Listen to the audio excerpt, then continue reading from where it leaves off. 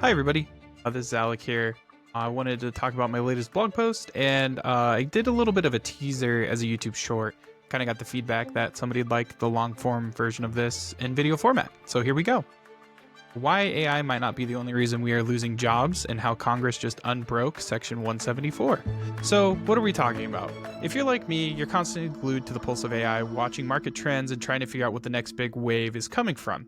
But sometimes the biggest disruptors aren't shiny new models or the latest hardware. They're the seemingly dry, complex things like tax code. And let me tell you, Section 174 of the US tax code? It's been a silent yet massive force shaping the AI and broader tech landscape. If you're trying to understand market trends, especially in R&D heavy sectors like AI, you have to get a grip on this. Let's dive into Section 174, what's been happening, and why it's a game changer for everyone in the startup space, building the next foundational models to the tech giants like Microsoft. Section 174, the unsung hero and recent villain of R&D. For decades, Section 174 is a secret superpower for innovation. Since 1954, it basically said, hey, pouring cash into R&D, awesome, deduct it all immediately. This meant if you're sinking millions into developing a new AI algorithm, a groundbreaking robotics platform, or even optimizing internal dev tools, you could write off those costs the same year. This freed up capital, reduce your tax bill, and let you reinvest that money back into R&D, more engineers, and faster growth.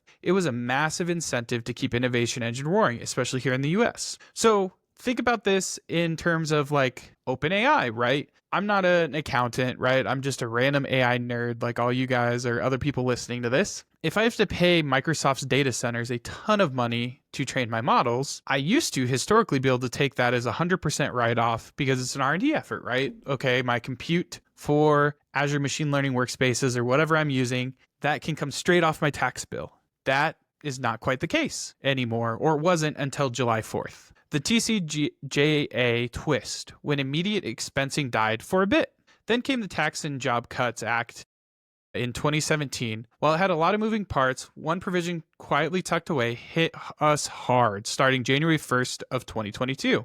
And some of you might look at that date and be like, that's kind of when I noticed the COVID boom in markets, in the tech scene or tech world kind of started slowing down. I saw a lot more layoffs, seeing maybe there's some trends here.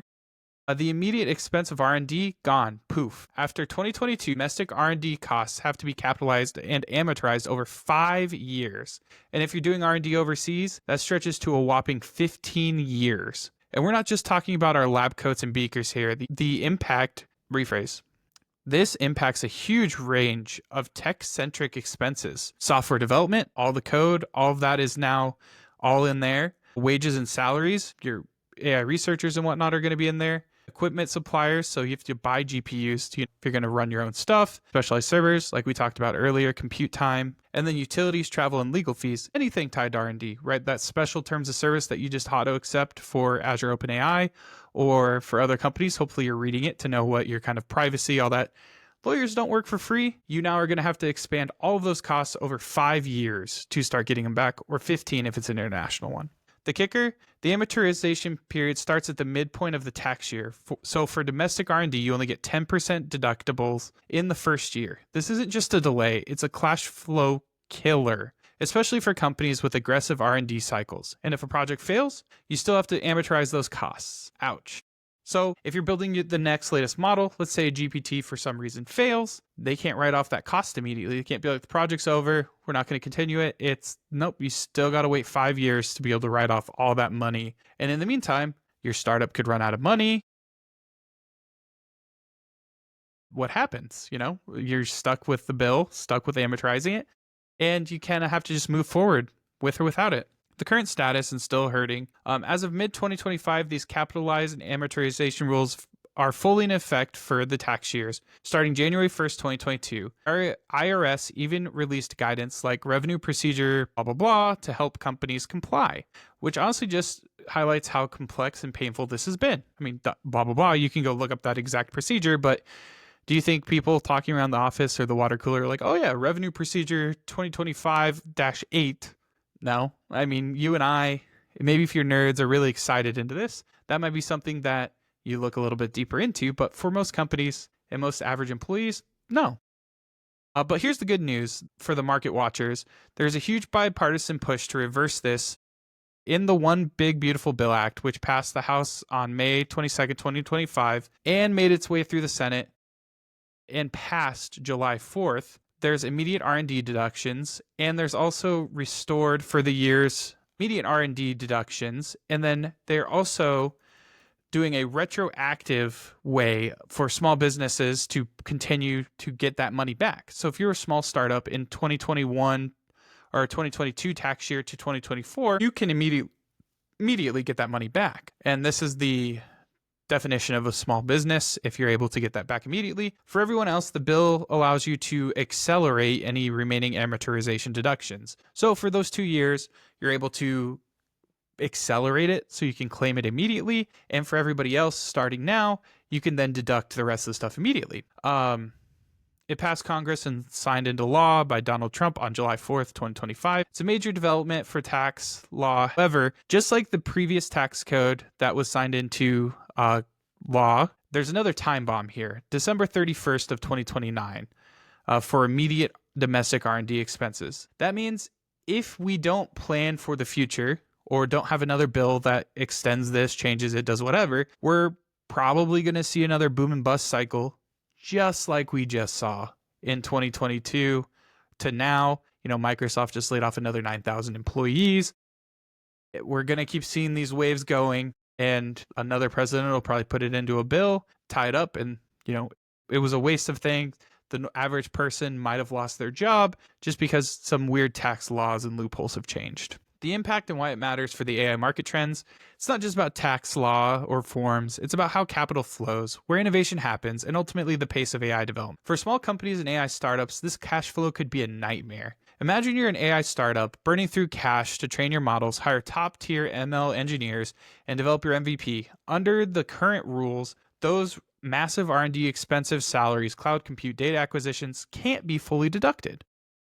You have phantom income, you have runaway killers, compliance headache, and then existential threat from AI, deep tech AI startups with long R&D cycles. All these things make it basically harder to innovate, and that's why they've changed it. Because now I can, as an AI startup, if I break even after paying for all my cloud compute costs and, it gives me enough runway to keep running, my startup can keep going. Whereas today, I would only be able to claim 10%. So let's assume, for example, I have a AI startup and I spend $500,000 on salaries and $500,000 on just compute for training the model and servicing our customers. When we are building this new model, that would be the second half of our revenue. Say we somehow manage to get $1 million of reoccurring annual revenue. That's awesome. When it takes us $1,000 loosely to train a model and $500,000 to play people, I can deduct those immediately. So we break even. The runway is kind of, as long as costs don't increase, right? We are fine to stay going. Whereas this is the case is the previous law was, hey, all that money that you had, we can only deduct 10% of it. And you're going to have to wait 5 years to go. So I'm going to have to pay taxes on $90,000 or $900,000, while in reality, my company's breaking even. I don't have the money to pay the additional, whatever my tax rate is on that, because truly my startup is broke even and we would be able to continue to run. What'll happen is you'd have to shutter and you're going to lose all that prior to being able to then claim the tax laws over 5 years or 15 if you're doing international, because your business goes belly up before that happens. And this is something that happens in big companies too. So for large corporations like Microsoft, it causes strategic shifts and layoffs. You can think billions in AI research, Azure AI, Copilot development, feel the pinch. They have a higher taxable income. Shareholders don't like that. That means that you got to then cut headcount, and that might be a contributor to the layoffs we saw just the other day. And then it also could be the hidden accelerant for layoffs.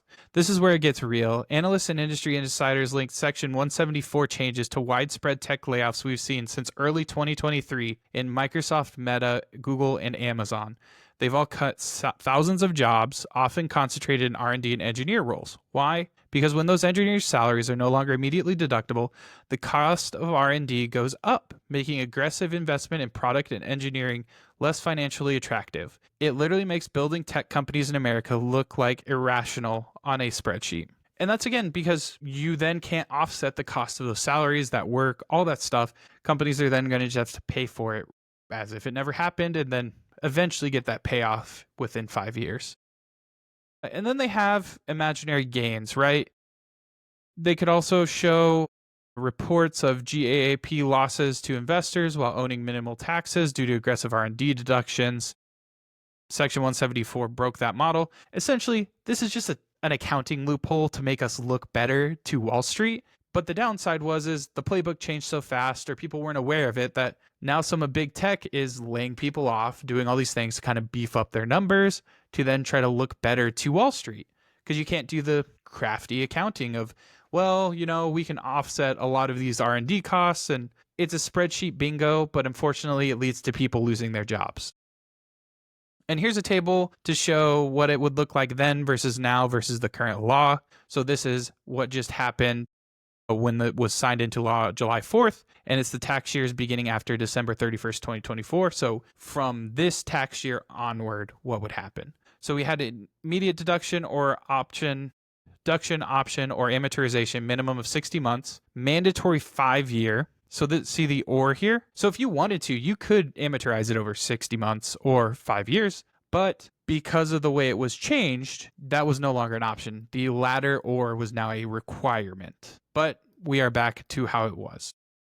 For an R&D, immediate or, we had the same exact flexibility. You could argue that part of this law that changes it, well, now R&D needs to happen in the US if US-based companies want to be able to write it off. That could still be seen as a drawback, because if you look here, we could previously do R&D anywhere in the world and amortize it over 5 years or immediately deduct it. That's still no longer the case. We still are going to have that mandatory 15-year. We don't have the mid-year convention anymore, so that is nice, I guess, but you're still going to have a 15-year amortization if you want to do non-US based R&D. The retroactive relief, there is accelerated amortization for everybody, and then immediate deductions for eligible small business, as we saw the classification for that up above. And then the impact on taxable income and cash flow would be reduce your taxable income, improved cash flow, same way as all of us, claim deductions if you go down that path, or why you invest potentially in a 401k in the way you do, or HSA, or that kind of stuff, right? It reduces your taxable income, and then you take a percentage of that, and that's what you owe the government. So it decreases the amount of taxable income, and then you are then able to have to pay less in your tax bill. As you can probably guess, when we had less deductions, we owed more on taxes, which then increased the taxable income. Cash flow strains, and then kind of the same. We get the same outcome as the previous, just for domestic R&D. This is probably the key takeaway here. Still has to be domestic.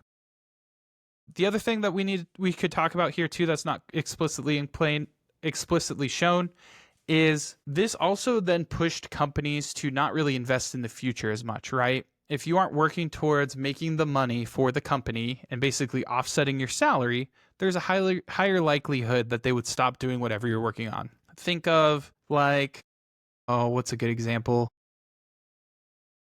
Think of like an open source project, right? Like a lot of these open source projects, sometimes they were backed by enterprise companies because they could go, oh, hey, this is R&D effort. It's helping us build better things for the future. Here's a library we all use. We're going to give back. And then the company could immediately deduct those from their tax bill. So the community gets better. This open source project gets better. And the company gets a less taxable income because they can just write off however many hours you're doing R&D and building that open source library. Well, I think we can all talk about how open source has kind of changed and altered with, a lot of the open source libraries going enterprise licensing and all that sort of stuff. But yeah, that's a different conversation, but it's just an example of this could have been R&D stuff that the open source contributors could have written off, that big companies could have helped them out, write off, and so on and so forth. Why this is crucial for AI market trends and the future of innovation. Immediate expensing of R&D wasn't just a tax perk. It was a policy designed to supercharge innovation, keep the U.S. competitive, and create high-value jobs. The act and changes, while perhaps aimed at revenue, has inadvertently slowed down that engine. Like I said, we're seeing a lot of layoffs. You're seeing a lot of people in those kind of more experimental or R&D positions, especially being hit hard because now they're not it was kind of a wash. Hey, I paid your salary, but I can 100% deduct it from my bottom lines and any activities you do. It can kind of feel good. It helps my bottom line when I'm doing accounting. Now that wasn't the case at all. It was, I could only claim, 10% of your costs. And then companies, when they're making the counts of who needs to go, how do we rebalance, how do we organize in the future? Unfortunately, those roles are hit a lot harder than everybody else. Legislative push to reverse is a clear signal of its negative impact. Restoring immediate deductions would ignite investment, fuel job creation, and boost competitiveness. I think with R&D and capital in venture capital, it is a lot easier to explain your business plan of how you're going to be, making money when you could write off all R&D projects, because then basically until your income or revenue exceeds your runway of your monthly burn or annual burn, you don't really have to claim anything on your taxes. And that can increase your runway a ton, because then you just basically, if I break even, I know all my people are paid. I know I have the runway to keep going because it's just going to be, money in, money out, and you're good to go. Whereas this other way is you'd have to then be in almost a race to, and I'm sure venture capitalists want you to be here anyway, but you're going to be in much more of a squeeze in the short term to potentially accelerate quicker than you would normally have to prior to 2022. And then that makes it harder for investors to get excited in your startups or whatever, because, hey, how are you going to basically beat this tax bill? You're going to then have to be struggling to deduct things and all that. And it just makes everything a little bit harder, a little bit squeakier, because then you not only have to beat what your current burn rate is, you have to beat it by certain multiples, because you're not going to be able to write off everything, which now you can. It's a stark reminder that seemingly arcane tax policies have no profound effect on the real economy, directly influencing how quickly we innovate, how jobs are created, and how we shape the future with AI. I think it's also why we saw a lot of tech companies at the inauguration, right? Like, basically they were promised, hey, those big tax bills that you used to pay or didn't used to have to pay, we are now going to maybe make it so that you can get a retroactive relief, which they call it accelerated amortization. It's just basically they can't backdate it immediately, but they can speed it up exponentially, so they don't have to wait 5 years, or, well, they still have to wait 15 years, but they don't have to wait 5 years for all their on U.S. soil R&D. They can just, we get that back for the last 2 years now. Navigating the maze, the IRS has been trying to help people. There's a lot of different tax laws and procedures put out there. I'm not an accountant. Check your accountant. If you're looking for any sort of rules for how to best set up your AI startup, they have some things like waiving the 5-year rule for accounting method changes, which is a small win, but the sheer volume of guidance tells how messy this has been. If you just look here, there's 5 different policies, and could you imagine trying to not only make it into the startup world as a new founder, but hey, here's the IRS telling you 5 different ways on how to do something, and you're just like, my goodness, not only do I need to be a CPA, but I also need to be a founder. I need to be a visionary. I need to be somebody to get investment capital. Just makes our getting a startup off the ground so much harder. So document everything, every project, every note, design spec. Just get so much out there.